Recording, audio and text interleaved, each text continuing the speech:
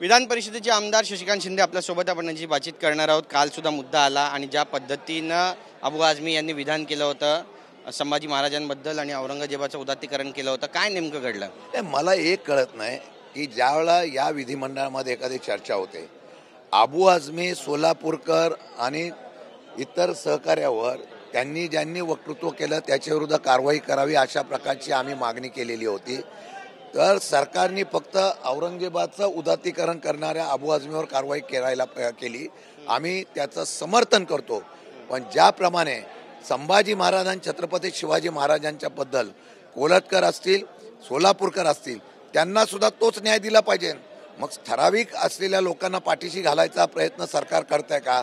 आणि माझा आरोप आहे, महाराष्ट्रामध्ये काही वर्षापासून या ठिकाणी छत्रपती शिवाजी महाराजांनी संभाजी महाराजांचा वारंवार पुस्तकाच्या माध्यमातून असो किंवा वेगवेगळ्या स्टेटमेंटच्या माध्यमातून अपमान करण्याचा प्रयत्न ज्यावेळेला होतो, हे धाडस सरकारमध्ये कोणतरी आमच्या पाठीशी आहे यामुळे केलं जातं का? म्हणून आमचं म्हणणं आहे की या सर्वांविरुद्ध कारवाई करावी आणि आमच्या महापुरुषावर जो कोणी अशा प्रकारचा उल्लेख करेल त्याच्यासाठी कायदा करण्याचा प्रयत्न करावा, ही आमची ठासून मागणी असणार आहे। नक्कीच, पण अबू आझमी हे वारंवार अशा पद्धतीनं विधान करतायत। अबू आझमी म्हणतायत की मी जर विधान केलं तर मला बदनाम केलं जातं, माझ्या निलंबनाची कारवाई केली जाते, बडगा उगारला जातो।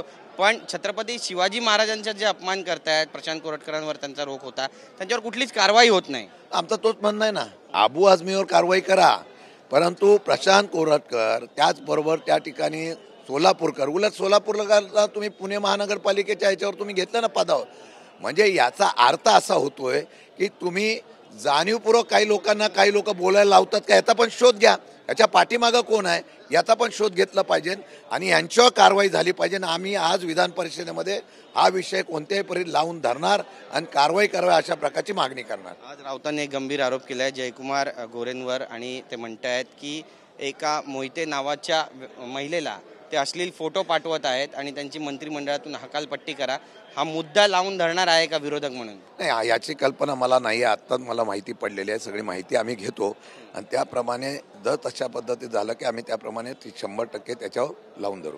नक्कीच, पण विरोधक म्हणून तुमची भूमिका नेमकी काय असणार आहे आणि सत्ताधाऱ्यांना कशा पद्धतीनं घेणार आहे? बरेचसे प्रकरण आहेत, एकतर एकनाथ शिंदे यांचा अमृत घोटाळ्याशी संबंध आहे अशी पण माहिती समोर येते, सुजाता सौनिक यांनी पत्र दिलेलं आहे। दुसरी माहिती अशी येते की गुलाबराव पाटील यांच्या ओएसडीची नेमणूक सुद्धा रद्द करण्यात आली आहे। यामध्ये सरकारमध्ये कुठल्याही मातार्थ समन्वय नाही। मागच्या 2-2.5 वर्षामध्ये ज्या पद्धतीने सरकारचा कारभार झालेला आहे तो बघता वरिष्ठ पातळीवर कोणत्याही परिस्थितीमध्ये ह्या सरकारवर अंकुश ठेवण्याचा प्रयत्न होईल।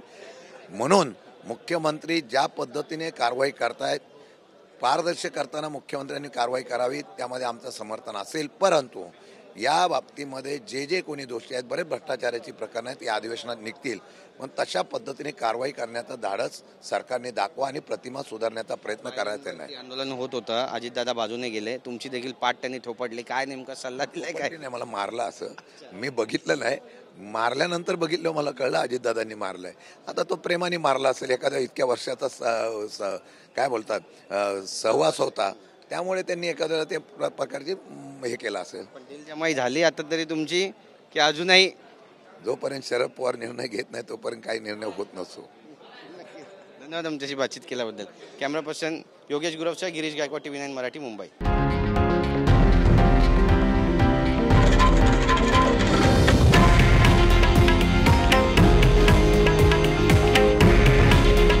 हे आहे देशातील नंबर 1 न्यूज नेटवर्क आणि आपण पाहत आहात TV9 मराठी। काळजी तुमची, हित महाराष्ट्राचं।